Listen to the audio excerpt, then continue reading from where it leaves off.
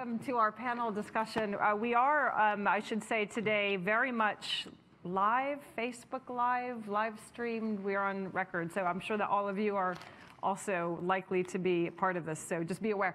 Please put your phones on silent if you haven't already, but do please, for those of you who like to tweet, please do tweet. I'm Leslie Vinjamori. I'm head of the US and the Americas program here, also Dean of our Academy. I'm really delighted, not necessarily with the results, we'll talk about that, but some of them. But I'm delighted to actually have the opportunity to host this panel today. It's a really terrific set of people. There are a lot of us, there are a lot of you. I think everybody will have views. It's our second discussion so far today at Chatham House. There will be a webinar tomorrow, I should note, for those of you, because again, there's a lot to digest, and I think it makes sense to return. So tomorrow there will be a webinar that you can log into if you like.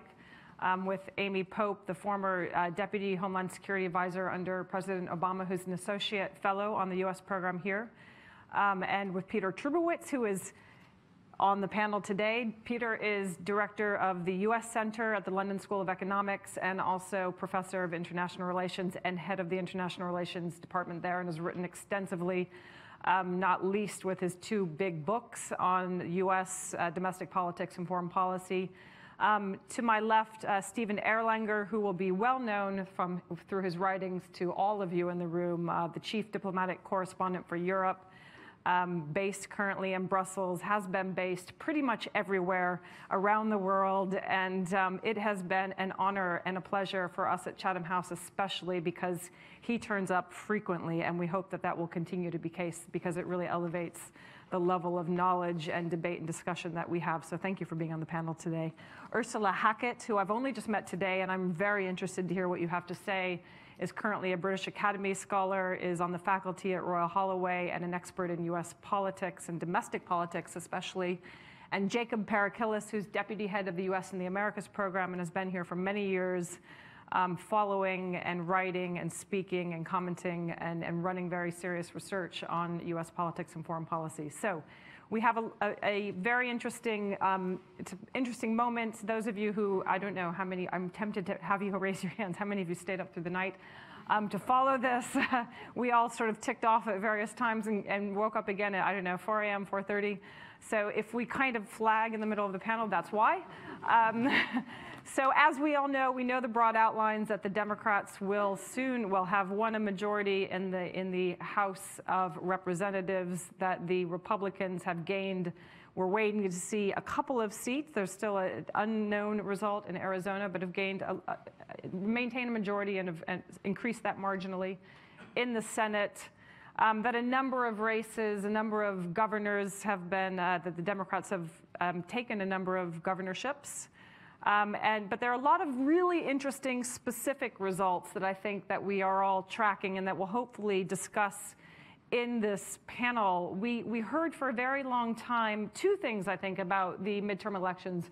One was that this, perhaps even more than in previous midterm elections, although this tends to be the case, that these midterm elections have been a referendum on the president, on President Trump. And when the head of the Pew Research Center came to Chatham House just a few weeks ago, he said if the polling suggested that 66% of Democrats and 48% of Republicans did view it as a referendum on the president in this particular round of midterm elections.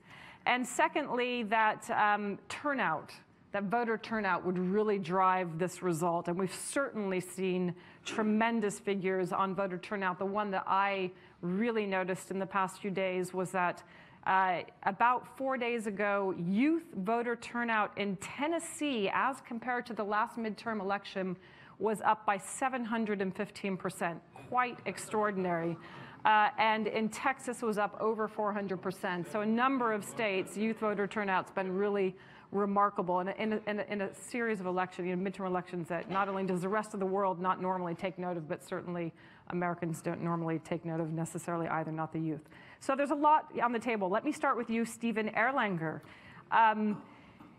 Joe Biden was here a few weeks ago, and he said that these midterm elections would be a battle for the soul of America. I don't know if that's your read. Could you tell us your read? Would you have a reaction to that? What were your big takeaways from the last few weeks, but especially the last several hours? Thank you, Leslie, and nice to be here. In honor of Mr. Trump and the elections, I'm wearing my Enemy of the People pin, which was sent to me by someone who I don't think was a fan somehow of my newspaper. I'm not sure America has a soul, first of all. I mean, in Joe Biden's mind, you know, he's a great rhetorician. Countries don't have souls. They have lots of other things. The American, if it has a soul, it's black around the edges. It's very divided. I think we saw that. What strikes me is the Democrats did actually really well, I think, particularly even in some Senate races, because so many of them were vulnerable. I mean, as everyone knows, a third of the Senate gets elected every 2 years. And this was a year where a lot of Democrats were vulnerable. In the House, some of the evil people lost, which is very nice. There's a guy called Dana Rohrabacher seems to have lost. It will please many, many people. But what strikes me most... Why that's the case? Well, just because Dana Rohrabacher is an extremely kind of loony conservative Republican. It's not that he's a conservative Republican, it's that he's a lunatic. And he's very pro-Russian and believes in conspiracies, and I'm just glad he's off.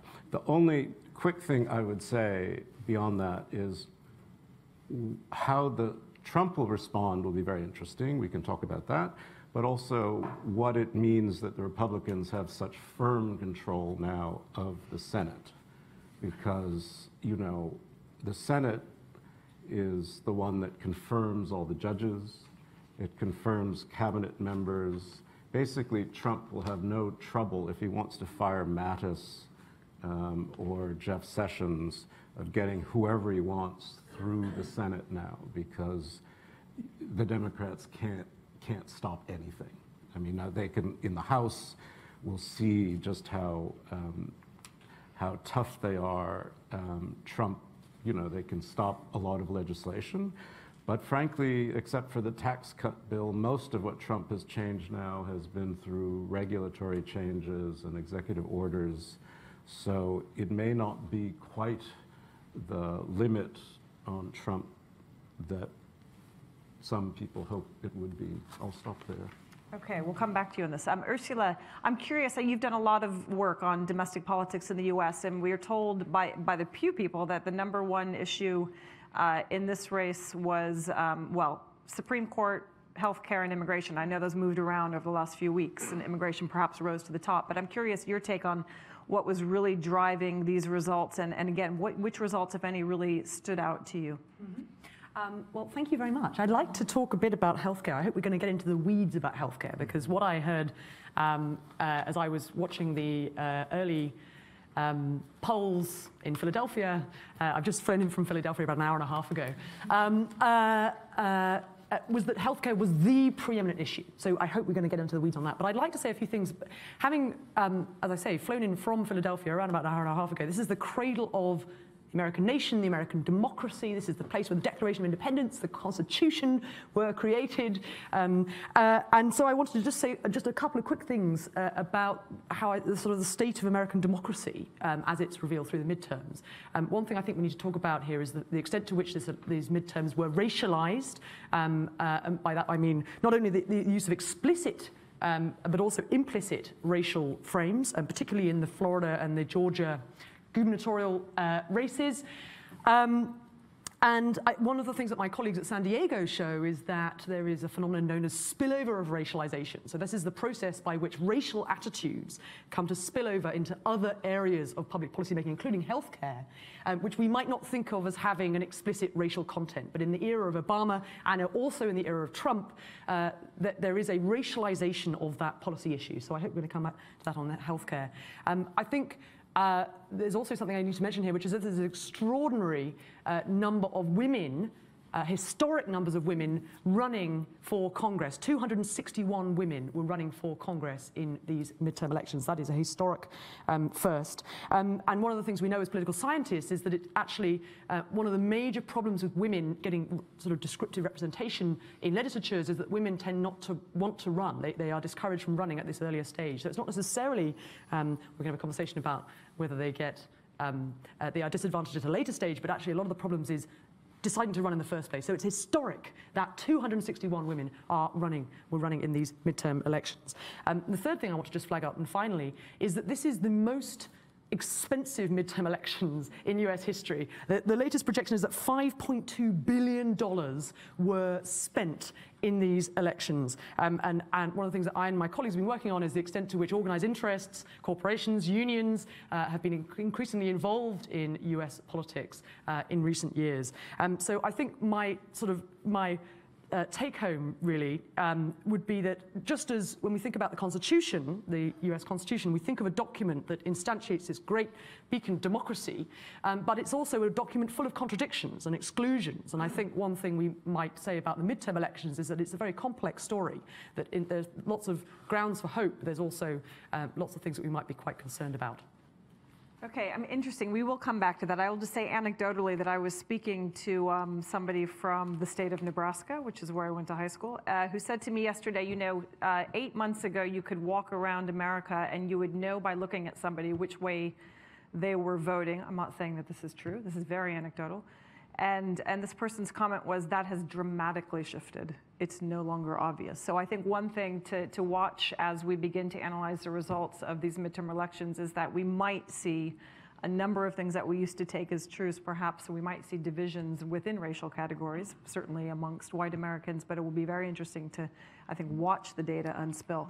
And on that, Peter Trubowitz, expert on partisanship and polarization, domestic politics and division in America. Can you say a little bit about this? Because it is your topic, it is your time. We hear endlessly about a partisan party structure and a divided America. How has that played out in these elections? Well, first of all, let me just say it's great to be here. Thank you for having me. Well, I think on that particular point, I really want to address the other questions, but this is a good question too. What happened yesterday in the U.S. reinforced the polarization in the United States. It's going to get worse. It's not going to get better. The way I view this midterm is that it was really voters were given a choice, or basically a question was posed to them. What do you fear the most? Is it people coming across the southern border? Or is it losing your the coverage for pre-existing conditions that Obamacare put into place? If you look at those ads that Ursula just mentioned, those ads, Democrats ran ads over and over and over again about health care. Republicans ran ads over and over again about immigration. It's interesting that Democrats rarely ran ads against Donald Trump himself. These were the two big issues, and I think the reason that they became, we know that they were the big issues. Healthcare was the dominant issue in the run-up to the actual vote, and the exit polls show us that it was the big issue. Immigration was second. The economy was third. And the reason I think is because they speak those two issues to two very different views or understandings about what ails America and what's the remedy. That one version of this is that the United States is suffering as a kind of white cultural grievance about what is happening to the identity, the kind of social and demographic identity of the United States. I think the other is really a concern about the loss of economic security, the kind of gradual rolling back of the social safety net in the United States. And I think that in this election, partly because of Trump, or maybe, well, not largely, but, he clearly played on this issue. He drove that wedge.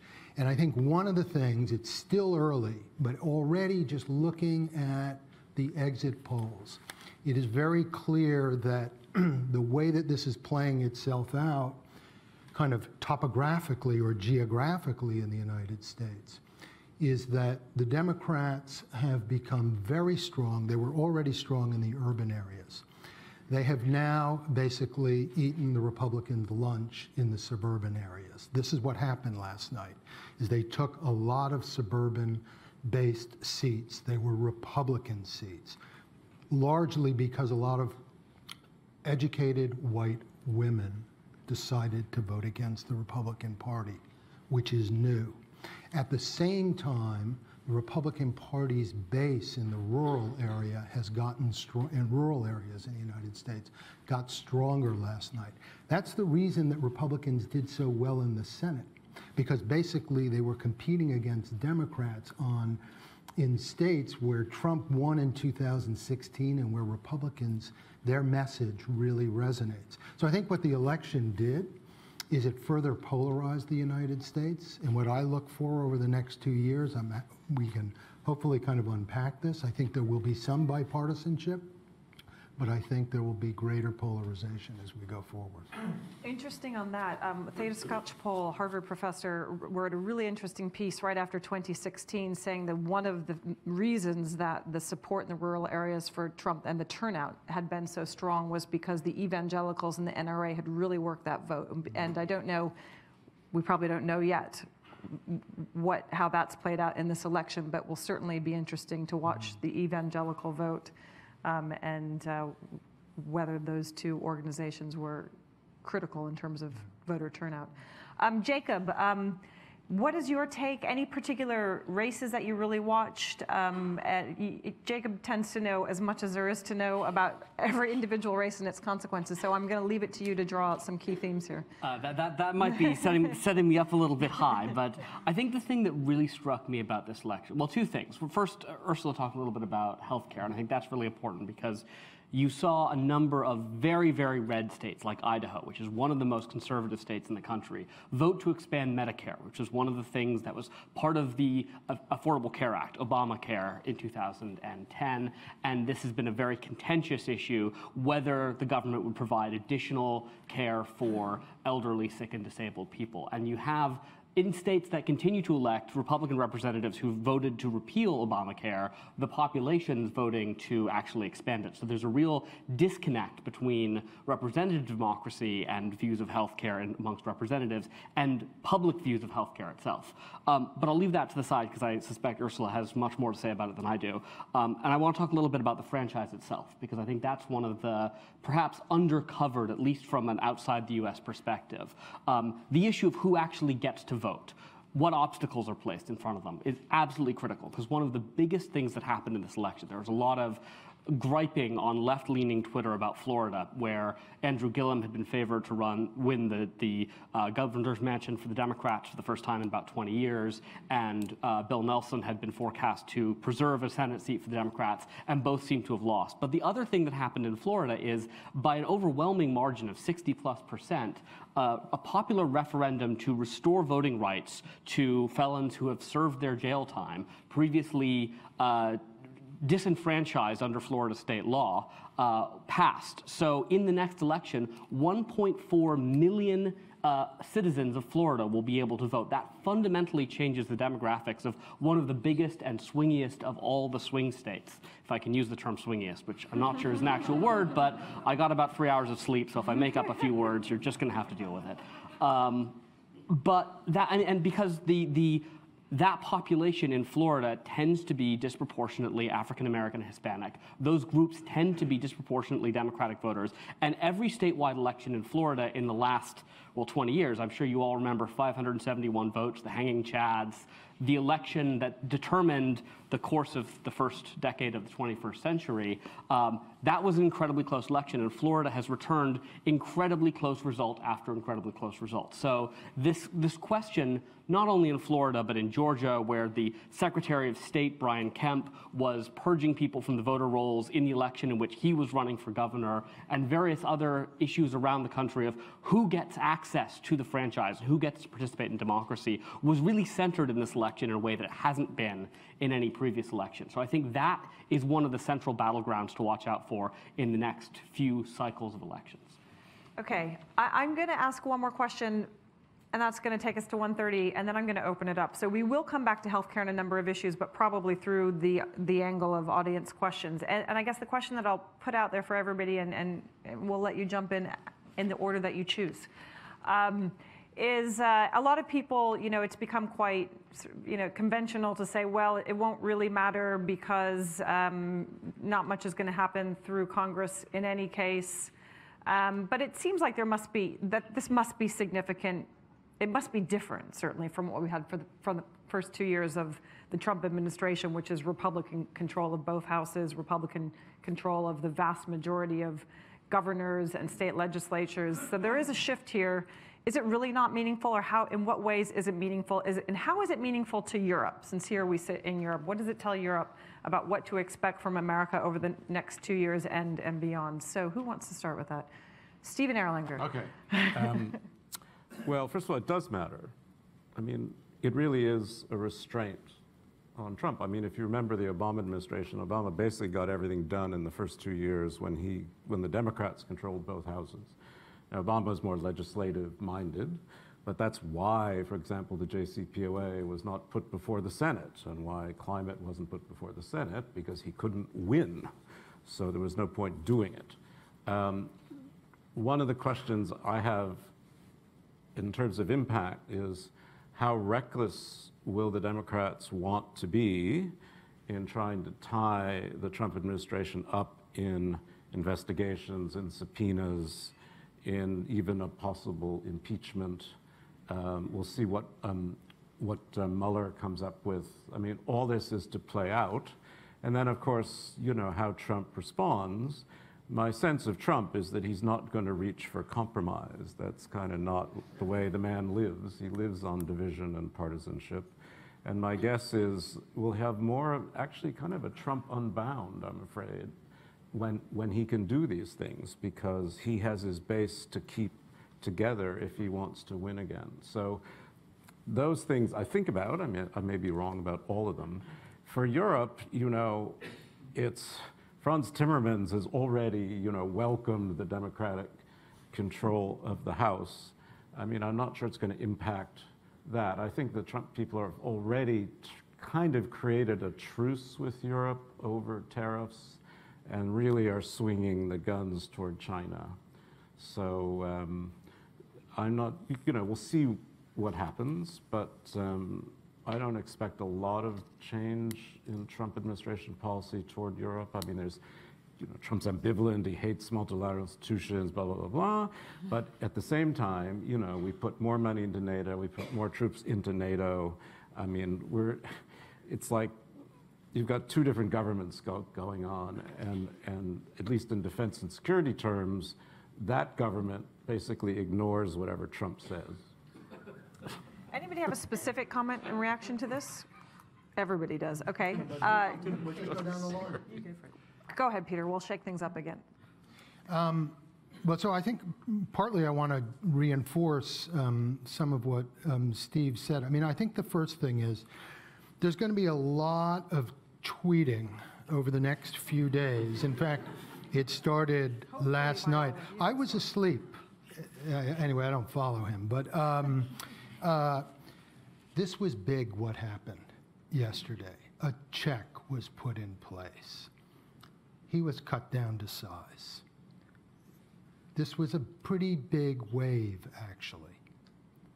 Right now it's looking like the Democrats won the popular vote by about 8.5%. For those of you who have got a memory and go back to 1994 when the Republicans swept the House in the Gingrich Revolution, they won with 7.1% of the vote. So this is big in that way, and it's also big in another way. Because what you've done is you've basically put the Speaker's gavel in a pretty experienced hand. Tough. I'm assuming Nancy Pelosi will be the Speaker. Donald Trump will be dealing, the rubber stamp is gone with right now. He's going to be dealing with somebody pretty tough on the other side. Now, I think the question here is, the Democrats, and Pelosi signaled this last night, actually, or maybe it was early this morning, that, for example, she didn't think impeachment was the way to go, that the Democrats would not go that way. She's going to look for areas to cooperate with Trump, and I can think of some big ones right off the bat. I would look for a deal on big pharma, that is cutting prices on drugs. I would look for a deal on infrastructure, not Trump's idea of infrastructure spending and so forth. It will require some big federal spending, and I think we might even see some deals on trade, because in some ways what Trump has done is appropriated the Democratic position on trade. Granted, it's Trumpian, his view of it, or the way he's dealt with it.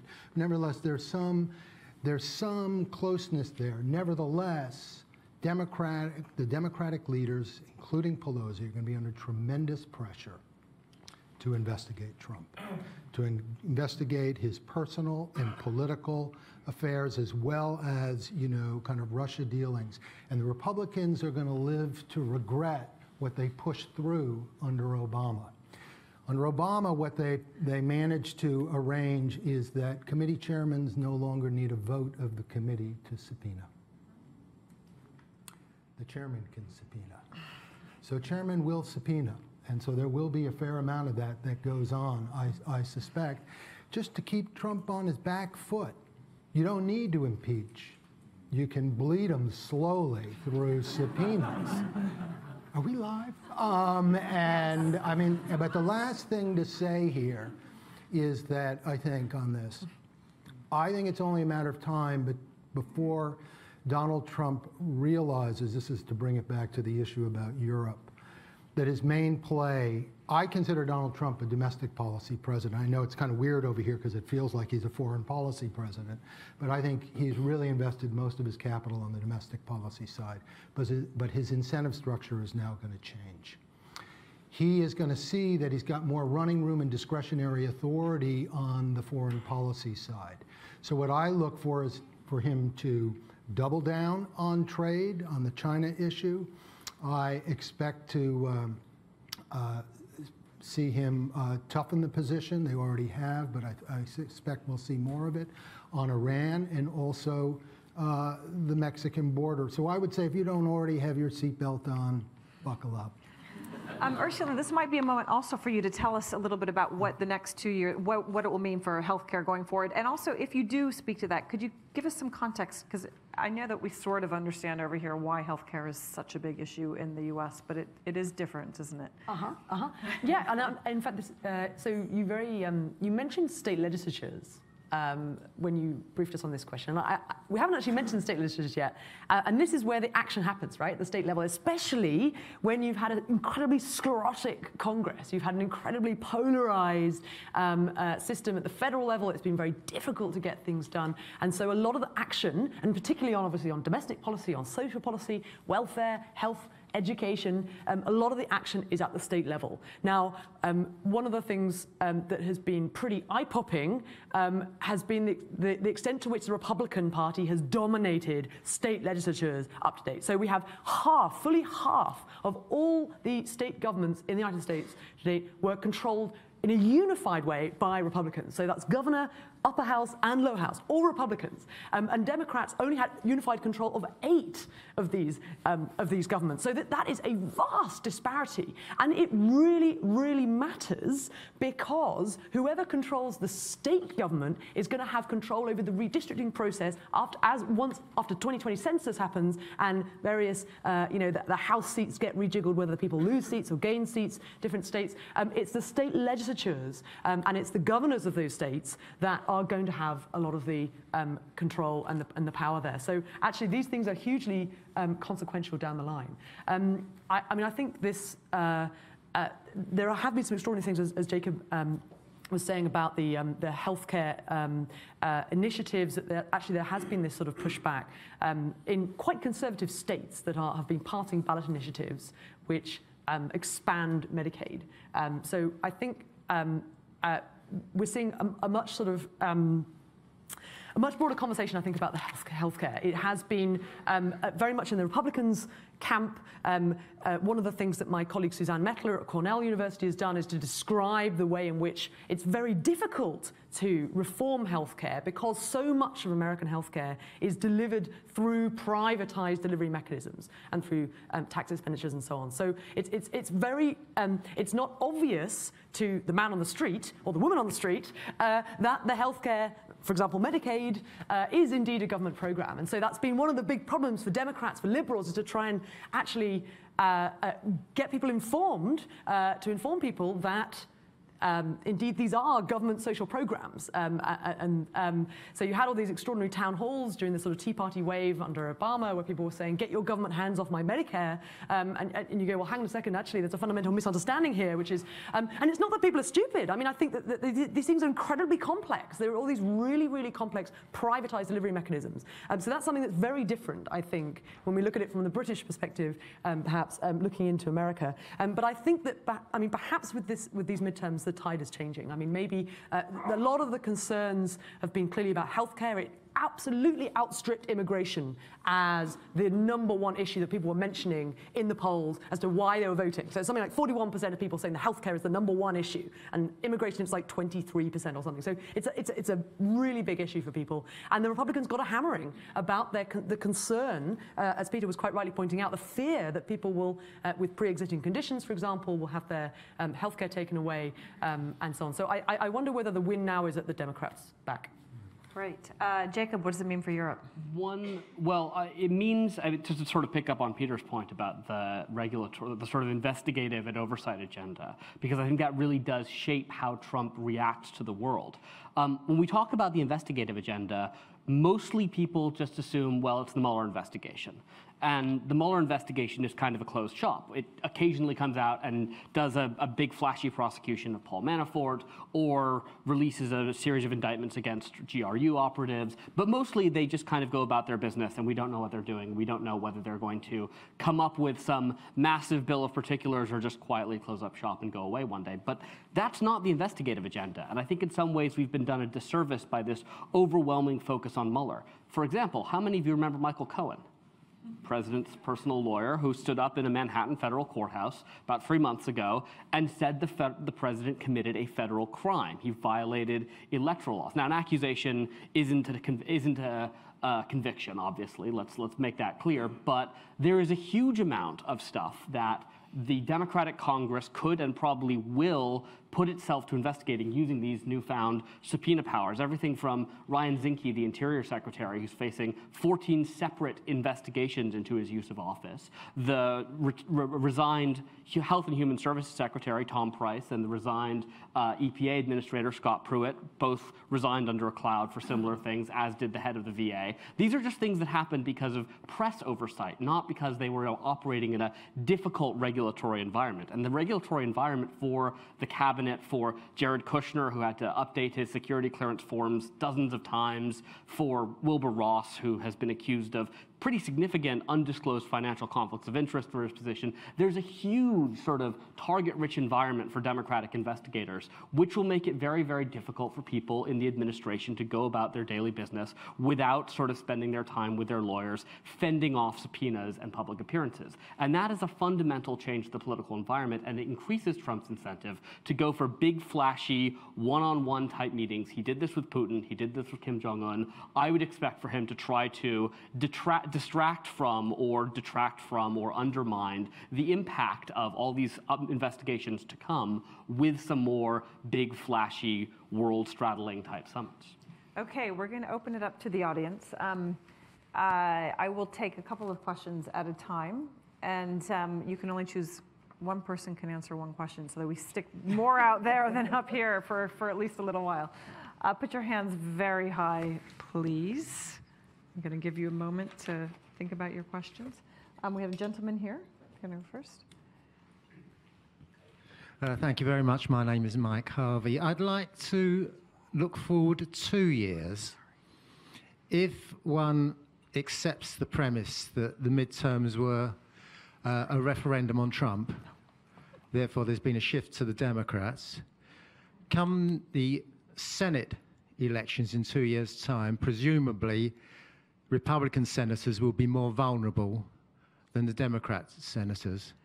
To what extent would the results of this midterm impact on the attitudes of Republican senators, their voting, and of course their allegiance or less allegiance to Trump for the next 2 years? And then here in the front row.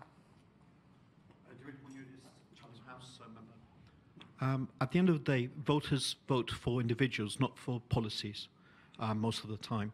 Can you detect any common theme between the candidates who have been successful by making a big upset?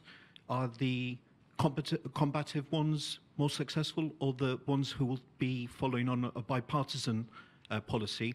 And of course, how will that be reflected in the 2020 elections? Who would like to take one of those? Peter, go for it. I was pouring water. I'll go with the first question there.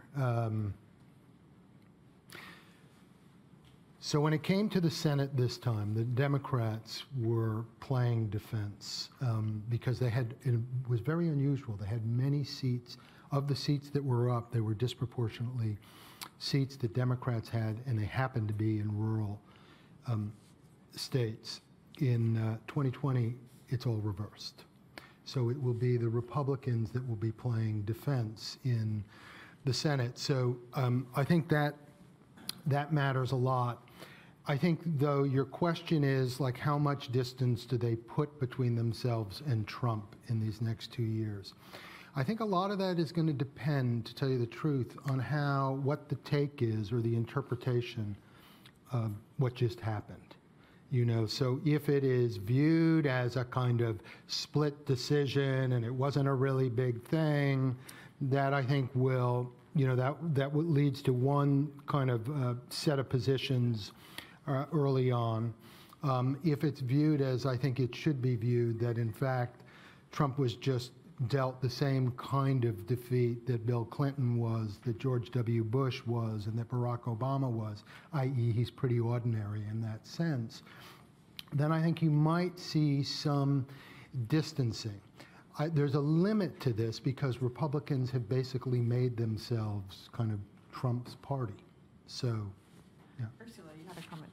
Yeah, I wanted to come to this second point, actually, which is that, I mean, I think there's actually an asymmetry. You asked, is there something that unifies the individual candidates that were successful in these races? And I actually think that the answer is heavily dependent on party. I think that for Republican candidates, actually, it's those who wrapped Trump the closest that seem to do pretty well. Whereas on the Democratic side, actually, I think, as Peter's been mentioning, that there hasn't... those who made a positive case that didn't necessarily make a huge deal out of their opposition to Trump and the sort of the combative side of things, that actually did the best. So I think there's an asymmetry, actually, with respect to the kinds of individuals that did well with respect to both parties. Yeah. Question right back there in the very back.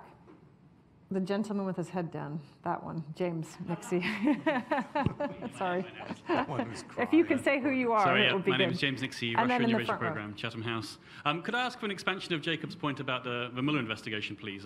As you said, Jacob, there's it's kind of a wild card and there's been no leaks. But there are also rumors of indictments, and perhaps if there are indictments towards a family or close to the family, then my question would be to anybody, how much of a headache, on the basis that we can't impeach, as you said, Professor, how much of a headache can indictments on the family be to Republicans? Thank you. Not yet. Well. Yeah. Front row here. front row, yes. Right. If you say who you are. Yes. My name is Cynthia DeSantis from a charity healing Venezuela. And my question is, do you think there's going to be a change with this political landscape towards Venezuela and Latin America in general? No changes in Europe, China, but what about Latin America? Great question. And we'll take one more. So many possibilities. Right here in the middle, the woman in the middle here. Hi, Brooke Witt. I have a quick question about the NRA and gun control. Were they as powerful as they have been in the past? And is there any changes to gun control laws moving forward? Okay. And sorry, and also the gentleman right here. You, yes. That way everybody can choose the one question. My name is Abdullah. I'm a student of American politics. You've made the point that a Democratic House will act as a check against Trump. But looking forward to 2020, how does having a foil, Nancy Pelosi as Speaker, bode for Trump's re-election? Okay, let's start with Russia and Venezuela. Who wants to tackle those? Steve Erlinger. Okay. The Mueller investigation, you're right, it's a black box. And it's very impressive, actually, how leakless it's been. You know, even for a non-lawyer, you can see how the net is closing, trying to get people to testify. I mean, most people think Don Jr. may be in trouble. It'd be interesting, but of course, you know, for Mueller to indict the president's son would be quite a thing. I don't rule it out, but I think politically he'd have to think pretty hard about it, make sure that he can actually convict, because it would actually be a disaster for his investigation if he indicts and can't convict. You know, Mueller's delivering a report, but delivering a report to a Congress that now is one half controlled by the Democrats is very different than a report yesterday. So that, you know, we're all going to have to wait and see. I mean, Trump is not seeing Putin much this weekend. Instead, they're going to see each other in Buenos Aires. And I'm sure we'll all be watching that very, very carefully to see if we have Helsinki round 2.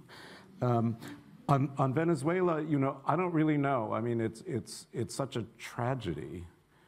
I think in America it's viewed as a bipartisan tragedy. And, you know, Trump,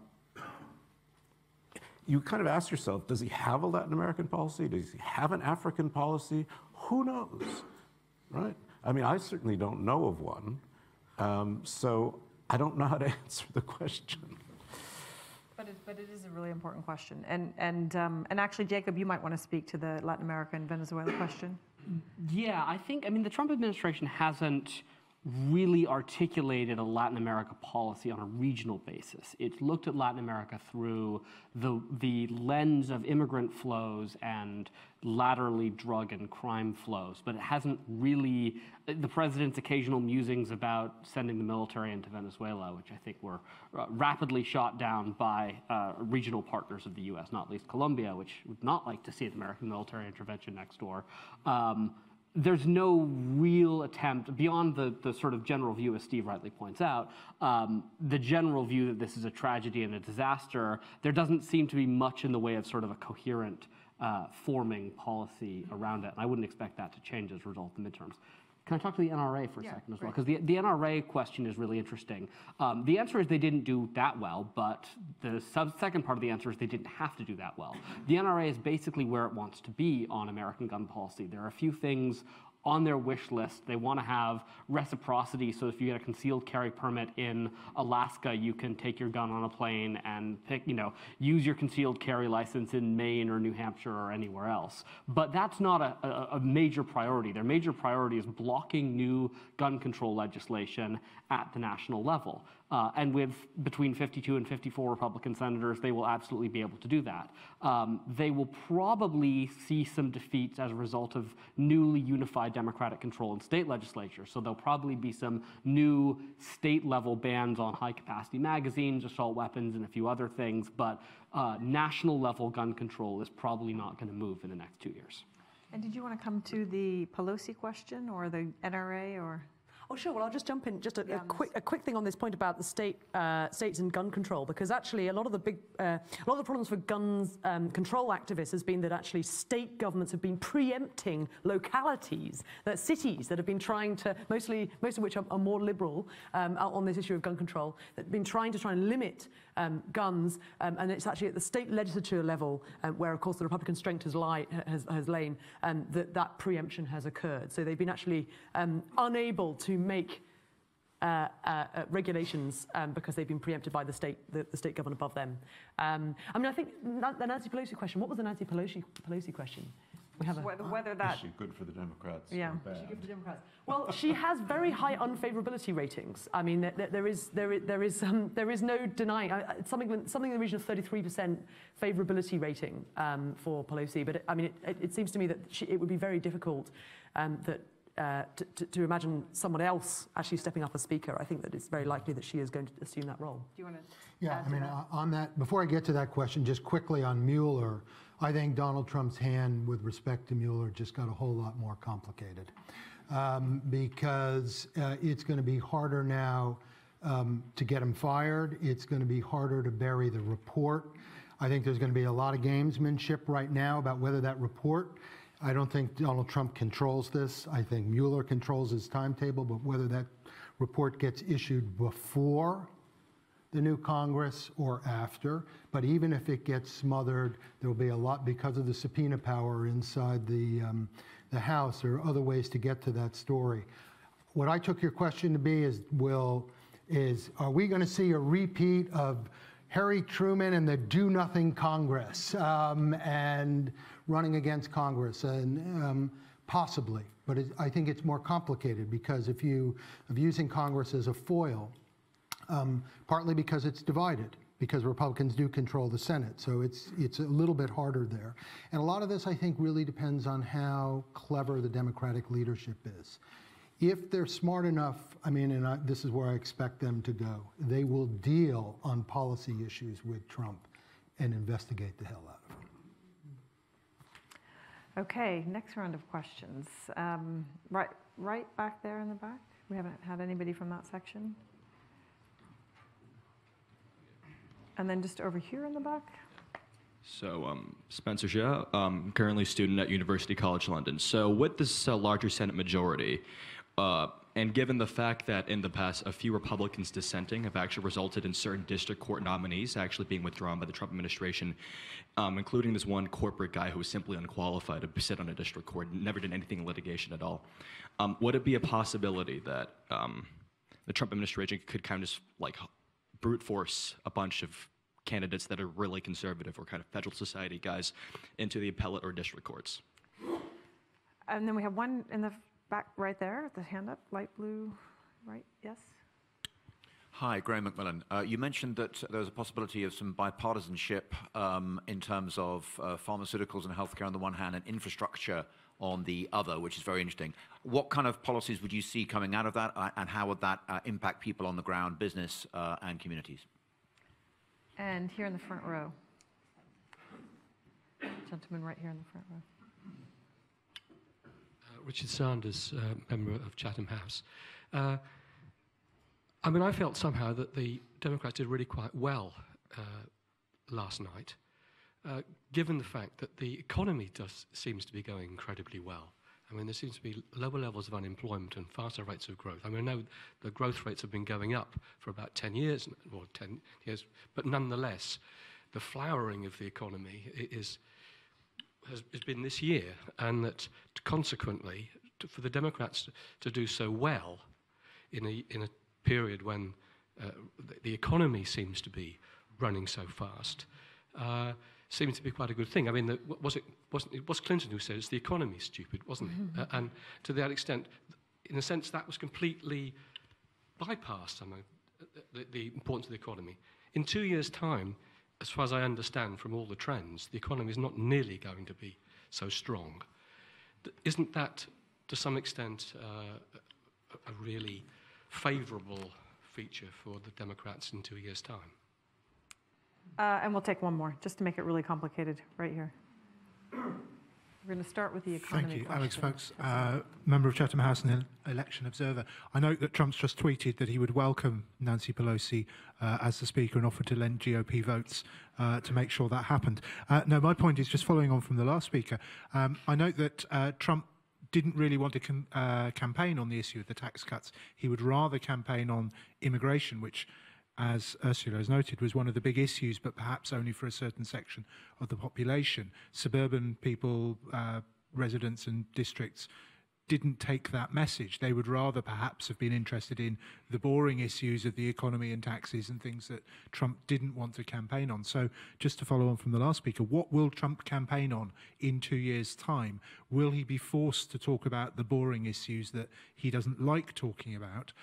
Will they be forced to come up with a new angle on healthcare that actually gets the GOP back in the game on that?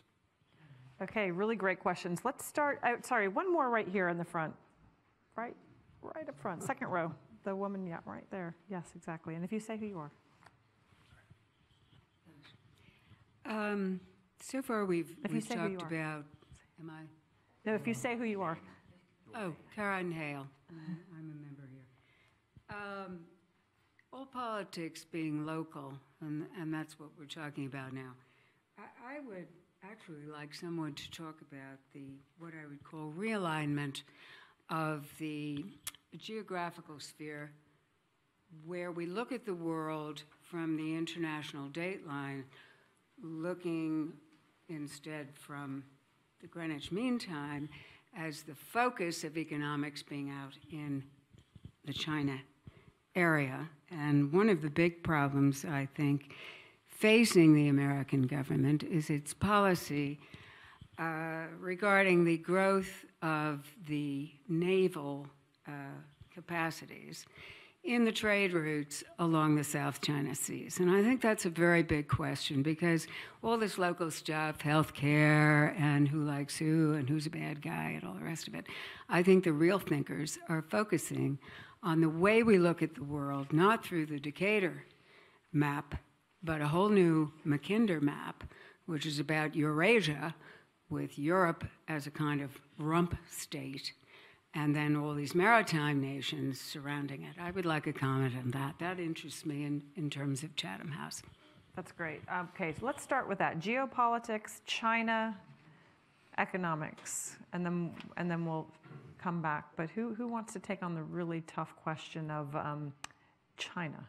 Peter, since you've lived in China. Stephen Erlanger, since you've written about China. Mackinder. So that's a great question. And what I would say is Donald Trump hasn't had his Mackinder hat on. Because what Donald Trump did is Barack Obama, for all his many limitations, did something pretty clever geopolitically that would have made Mackinder proud, in fact. TPP and TTIP really should be understood as two attempts to retether Asia and Europe to the United States. And what Donald Trump did was take those two chess pieces off the table. So, in other words, as a response to China's Belt and Road Initiative, that's really what from a geopolitical standpoint, that's what was going on. And those have been taken away. Now, that doesn't mean that Donald Trump can't come back with something else. But like I said, I think Donald Trump is principally a domestic policy president and not a foreign policy president. So, what's that? He may be forced because the incentive structure it changes. But that kind of big think, maybe there's somebody else in the administration. I don't know, Steve might know of somebody in the administration. More in China. Well, we are now calling China not just an economic competitor, but a foe, right? A rival. That's a change. I mean, the two big changes Trump's made is in the Middle East, where he's just thrown all our support to the Sunnis, including Mohammed bin Salman and his ilk, and with China. We're not pretending China's gonna, as Bill Clinton tried to do and Bob Zoellick tried to do, to drag China into the world order. China has its own view of the world order, and it's setting up a separate one, and it may want to try to, and you can see it even with the Iran sanctions issue. We might start denominating oil in some places in other currencies. The hold of the Americans on the international financial system, you have the EU trying to break it. That's what's going on, right? Over Iran. China may help with that. I think that's the thing to watch, which is how strong this competition becomes, because, you know, Xi Jinping is anxious, I think. The trade war is real. China's hurt more by it than the United States is. And at the same time, he's pulling back help on North Korea. I mean, he's using all kinds of leverage. North Korea seems to be going nowhere. So China's very interesting. The other thing that seems to be extremely interesting, and I'll just say it very briefly, is the economy, just because, you know, we're heading for $1 trillion deficit. I mean, that's extraordinary. I mean, the United States is really going into the red, like, full time, and that's a Republican responsibility. And we'll see what happens. I mean, debt to GDP is getting up over 85%. That's a lot. I think there's a consequence to that. We'll see down the road. Jacob. Can I follow up on the economy question? Because I think there are two ways of thinking about the economy and Trump's sort of next 2 years politically. One is that this is the peak. He's at 42% approval, give or take. He just lost the House. They managed to pick up between 2 and 3 seats in the Senate thanks to an extraordinarily and probably unrepeatably positive Senate map. And given that the odds are that the economy won't be as strong, I'm not an economist, I'm not going to prognosticate about whether there'll be a recession, whether there'll be a slowdown, any of that. That's all above my pay grade. But I know enough to know that the odds are that the economy will not be as strong in November 2020 as it is right now in November 2018. And so Trump is in real trouble. The other possibility is that the economy just doesn't actually matter that much, that it may have mattered in history. You may be able to draw either causative or correlative inferences about the economy and the performance of incumbent parties, but in an era of social media-driven partisanship and polarization, at a time when straight ticket voting has increased, when people just vote down the line for the party that they are ideologically affiliated with, and there are very, very few true swing voters, that actually it's just about base mobilization, and Trump has proven to be pretty good at that. So it doesn't really matter whether the economy goes well or poorly, because he'll probably do fine in 2020 anyways. And I don't, at this stage, have a view. I mean, you can go down through history and name any number of presidents who took what George W. Bush called a thumping and Barack Obama called a shellacking in their first term midterms, and went on to fairly comfortably win re-election. So I'm going to defer judgment on the question of Trump's odds until we have a sense of how this works for the next couple of years. A final comment from you? Yeah, I mean, I think you're probably right, actually, Jacob, about this point about the economy. I mean, the numbers speak for themselves. I mean, 68% of people saying that the economy is doing well, but 56% of people saying that we're on the wrong track as a country, right? So there's a huge disconnect there. So I think the thing that I would emphasize here is the extent to which opinions about Trump are extraordinarily stable, right? That actually there's this really low approval rating. He hasn't ever got above 45, as far as I understand it. It's incredibly stable, and it's incredibly stable with particular subgroups. So I think that reinforces perhaps this idea that maybe maybe we're disconnecting a little bit. All those political science models that have so accurately predicted various results on the basis of the economy, the growth of the state of the economy, but actually I think that is a countervailing data point, that the extent to which these attitudes are very, very stable. I just wanted to make a great, there was a question about infrastructure and the prospects for an infrastructure deal. I mean, I just wanted to really quickly address that. I mean, there is a reason why Donald Trump has in the Oval Office a portrait of the president he admires the most, and that is Richard Nixon, right? He has a portrait of, and you know, there is a certain, we can draw certain analogies, a certain sort of willingness to utilize, for example, implicit racial appeals or explicit racial appeals in campaigning. But also, I do think a certain ideological flexibility, perhaps, that might maybe I provoke something here, but might leave some space for that kind of infrastructure deal with Democrats.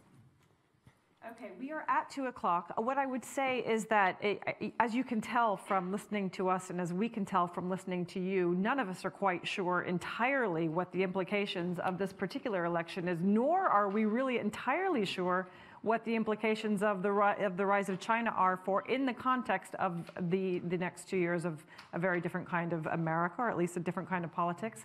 So you should dial in tomorrow because we'll be more sure when we get to the webinar with Amy Pope and Peter Trubowitz. And in fact, Peter is also hosting his own discussion of this. I will be speaking on that panel tonight at the LSE. That will also be live streamed. So, and I think it is actually important across London to have these conversations. They do all build on each other. We are all talking offline as well as online.